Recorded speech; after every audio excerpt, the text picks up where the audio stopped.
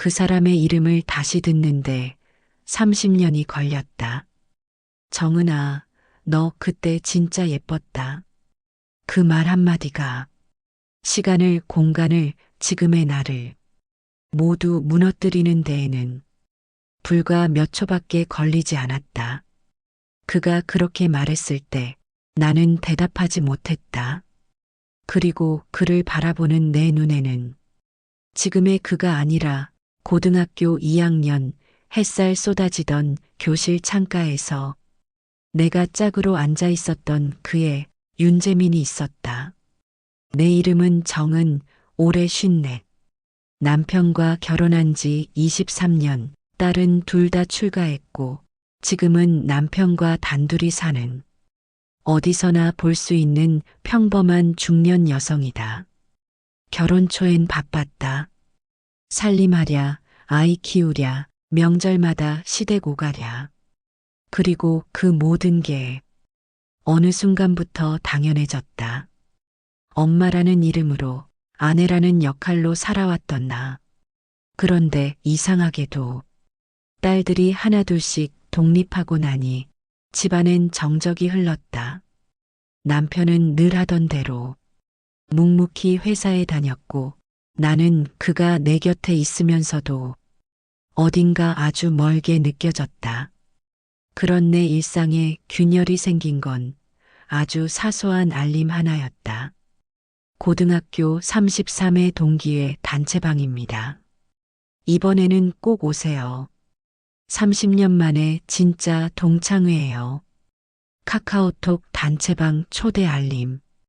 처음엔 그냥 넘기려 했다. 이 나이에 뭔 동창회야. 하지만 내 안 어딘가가 계속해서 그 방을 눌러보게 만들었다. 누가 들어왔나, 누가 나갔나. 그리고 나는 그 이름을 보았다. 윤재민. 그 이름을 본 순간 가슴이 묘하게 뻐근해졌다.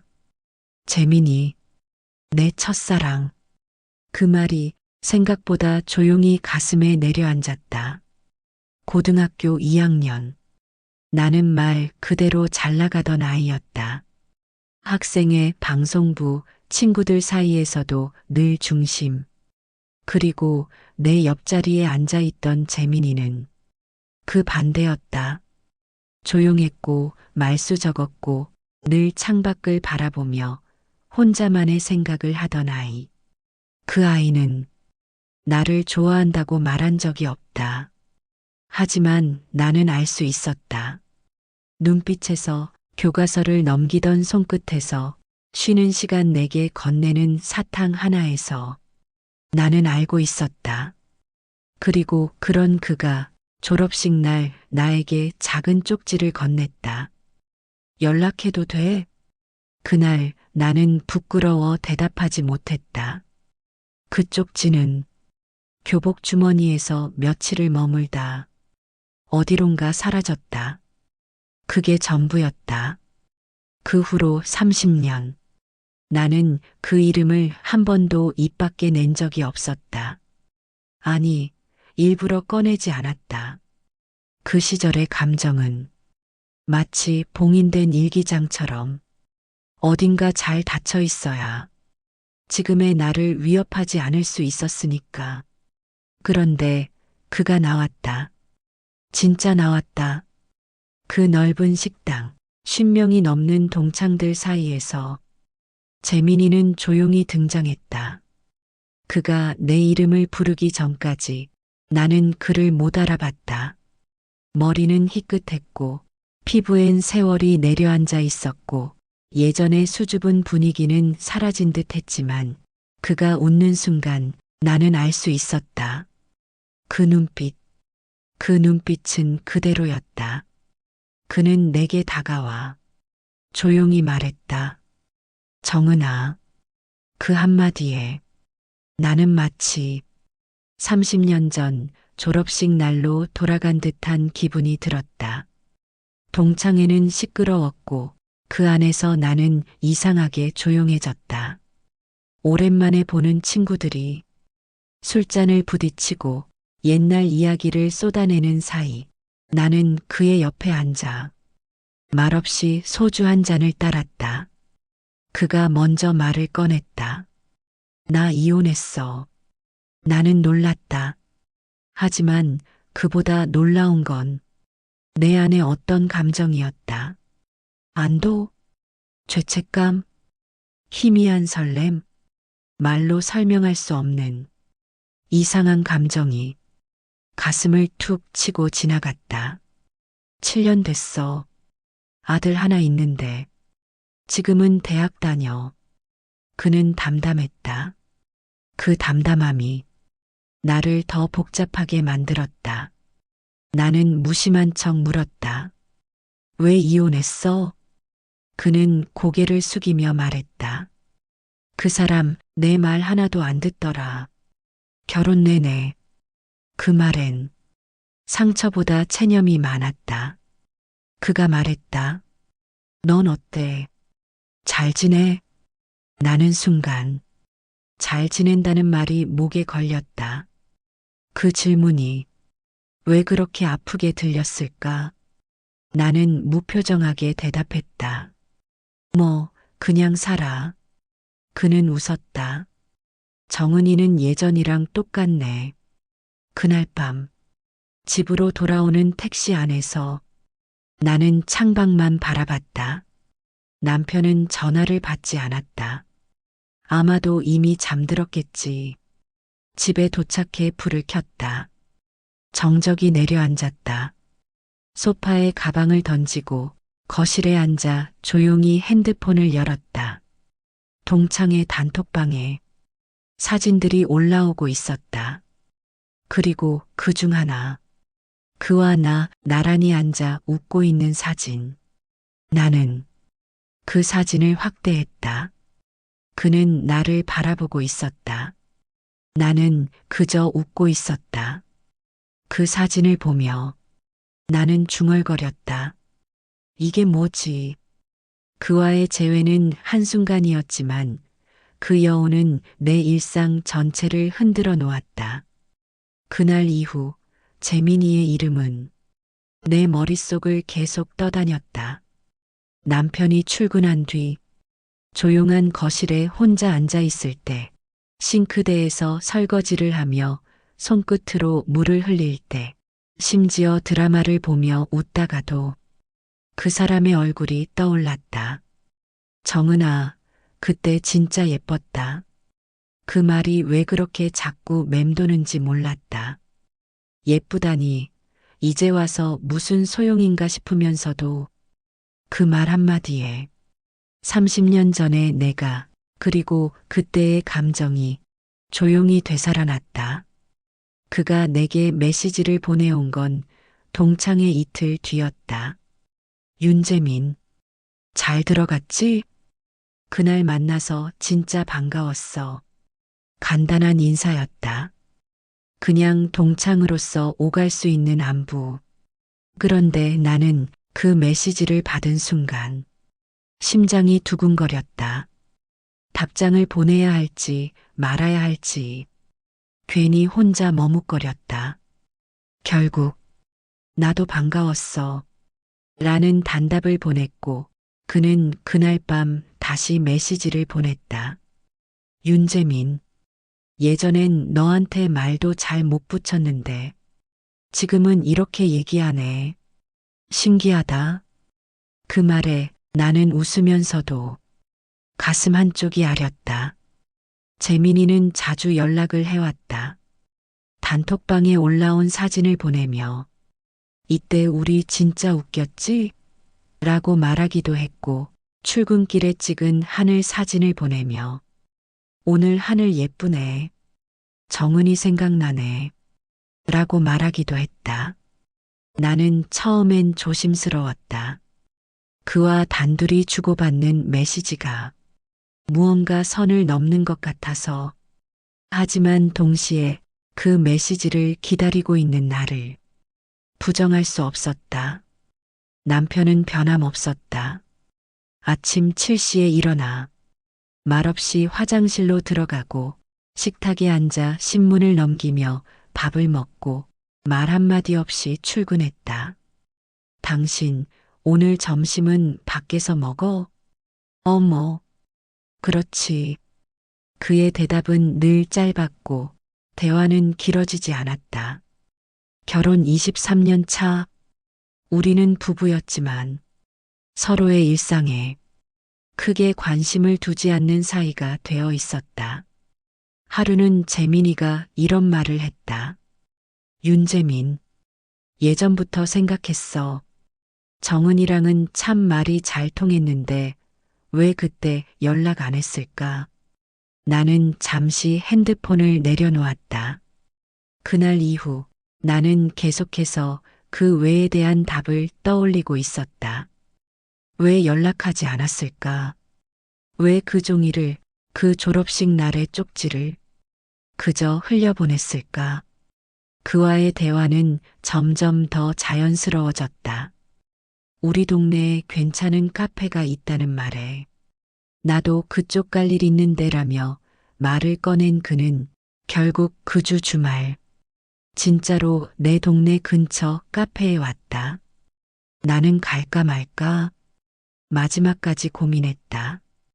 그런데 그가 보내온 한 줄 메시지에 결국 이끌리듯 나가게 되었다. 딱 커피 한 잔만. 너랑 얘기하면 내가 좀 편해져서. 카페는 조용했다. 그리고 그도 조용했다. 이 근처 진짜 오랜만이다. 고등학교 끝나고 거의 안 왔는데 그는 창밖을 보며 말했고 나는 그 모습을 가만히 바라봤다. 그의 옆모습은 이상하게 낯익었다. 시간이 흐르고 모든 게 변했지만 그 사람의 분위기만큼은 예전과 같았다. 정은아.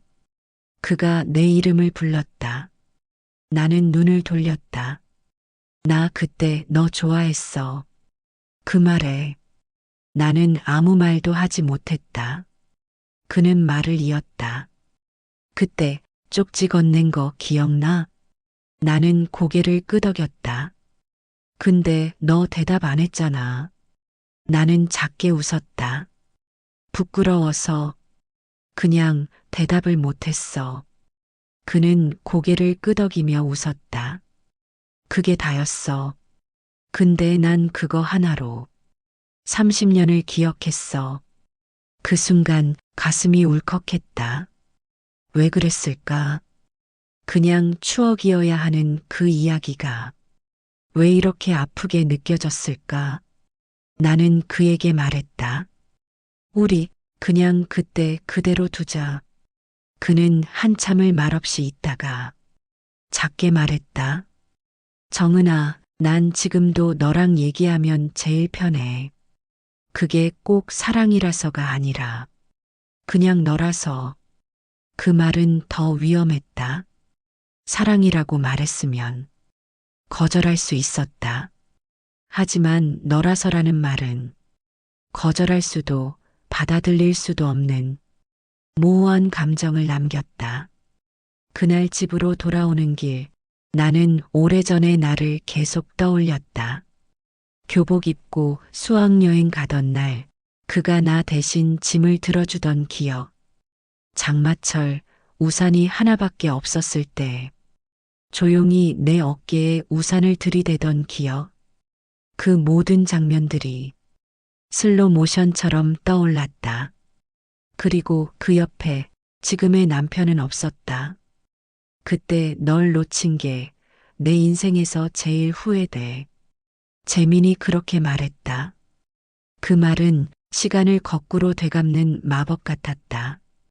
우리는 다시 18살로 돌아갔고 졸업식 날 그가 건넨 쪽지 한 장을 나는 다시 손에 쥔 기분이었다. 연락해도 돼? 그때는 하지 못한 대답. 지금이라면 이제는 가능하지 않을까? 그렇게 생각한 순간부터 모든 것이 흔들리기 시작했다.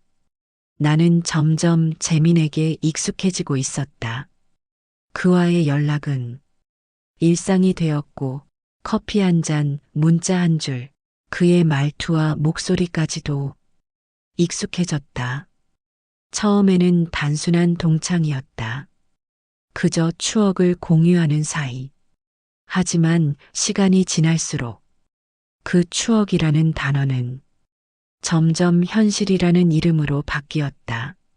남편은 여전히 무표정한 사람이었다. 그가 나를 사랑하지 않는 건 아니었다. 그저 표현하지 않았고, 기억하지 않았고, 기대하지 않았다. 결혼 23년. 우리는 부부라는 말 아래 가까이 있으면서도 너무도 멀어진 사람이었다. 하루는 이런 일이 있었다. 저녁 식탁에 내가 좋아하던 반찬이 올랐고 남편은 젓가락도 대지 않았다. 이거 당신 좋아하잖아. 내 말에 그는 고개를 저으며 말했다. 나 그런 거 좋아한 적 없는데? 나는 아무 말도 하지 못했다. 그 한마디에 나 혼자만 기억하고 있던 수많은 것들이 무너졌다. 그와의 대화는 점점 깊어졌다. 어느 날 재민이 말했다. 나는 내가 내 앞에 다시 나타난 게 운명이라고 생각해. 나는 숨이 막혔다. 그 말은 너무 달콤했고 너무 위험했다. 죄책감은 있었다. 하지만 그보다 더 컸던 건 외로움이었다. 23년을 같이 살았지만 함께였던 기억은 너무도 적었다. 딸들마저 떠난 집에서 말없이 커피를 마시고 남편의 옆에서 조용히 잠드는 그 시간이 이제는 더 이상 안정이 아니었다. 그건 무감정이었고 공허였다. 내가 먼저 연락하지는 않았다.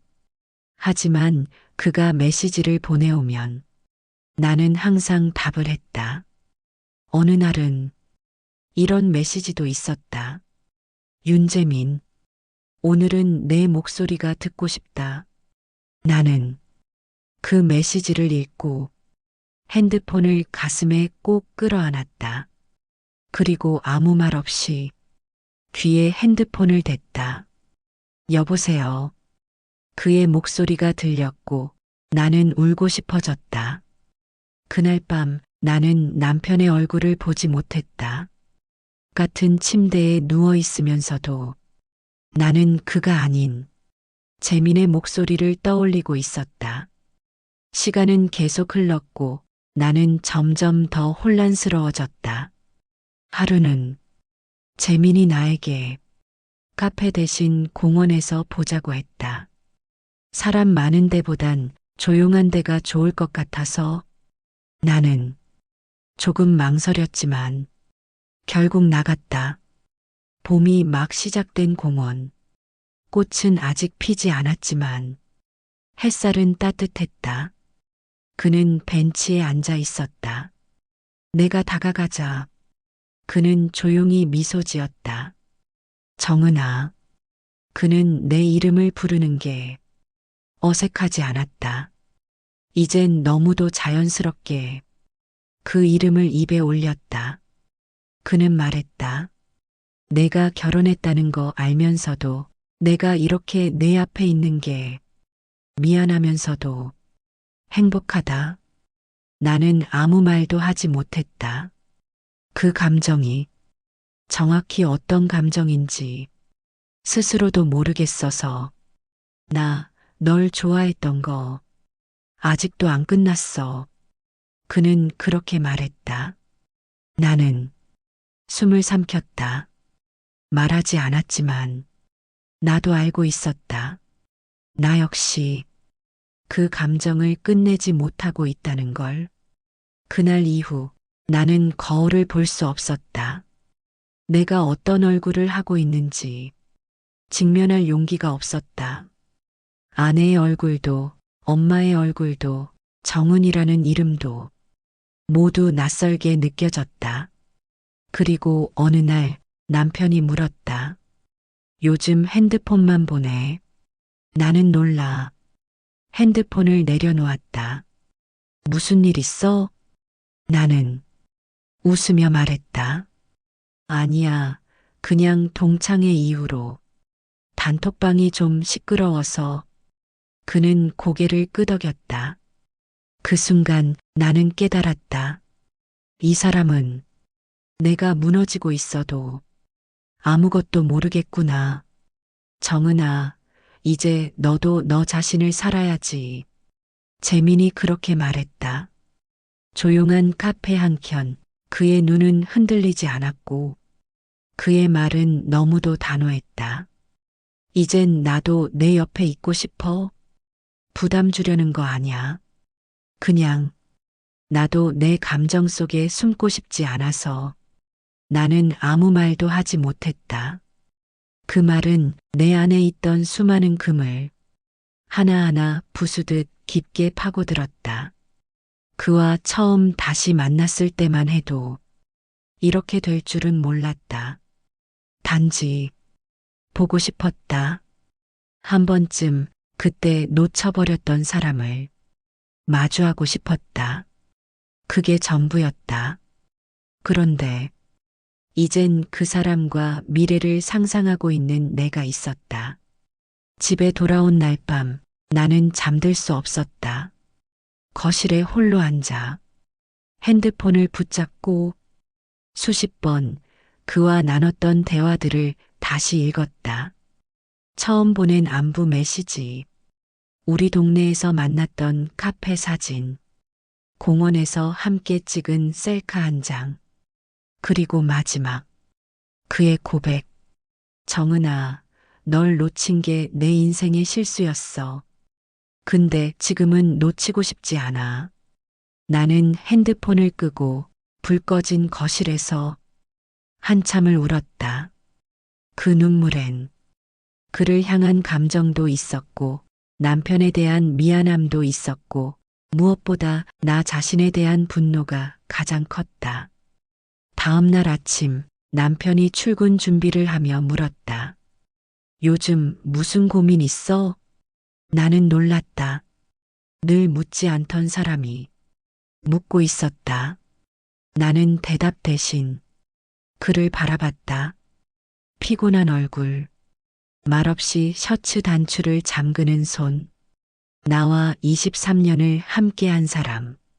그리고 그 순간 나는 그를 향해 처음으로 솔직한 질문을 던졌다. 당신, 내가 요즘 뭘 좋아하는지 알아? 그는 멈칫했다. 뭐, 갑자기 왜 그래? 당신은 내가 뭘 느끼고, 뭘 싫어하고, 무엇에 외로움을 느끼는지 한 번이라도 관심 가진 적 있어? 남편은 말없이 넥타이를 멈췄다. 나는 조용히 말했다. 나 요즘 다른 사람이 좋아졌어. 침묵이 흘렀다. 그 말이 공기를 가르고 집안 전체를 정지시킨 것 같았다. 남편은 천천히 고개를 들었다. 그의 눈은 처음 보는 표정이었다. 놀람, 분노, 상처, 그리고 후회. 그게 누구야? 나는 대답하지 않았다. 그가 알아도 모르더라도 이제는 아무 의미가 없었다. 그날 밤 우리는 처음으로 깊은 대화를 했다.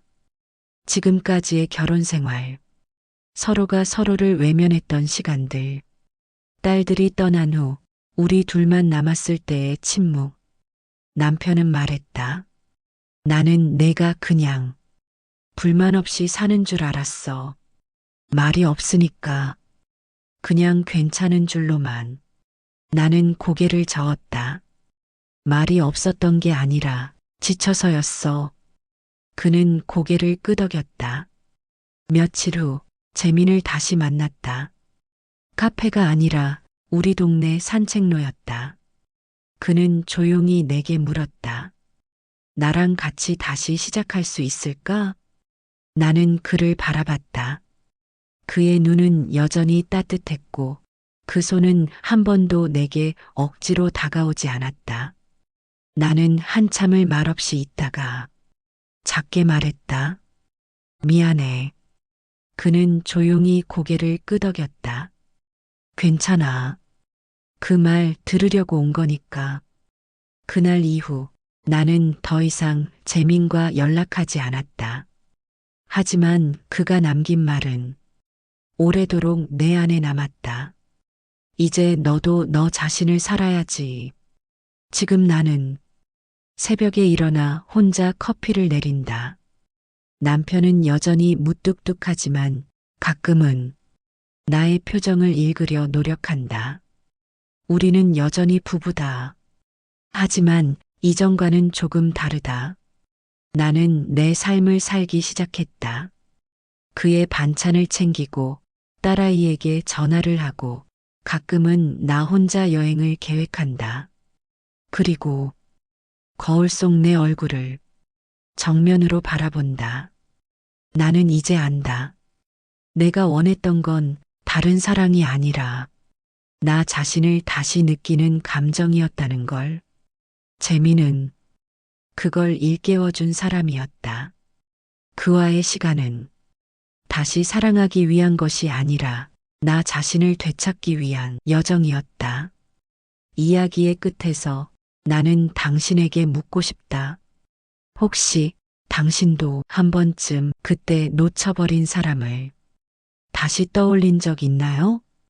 그 사람이 당신의 삶에 다시 나타난다면 당신은 어떤 선택을 하시겠습니까?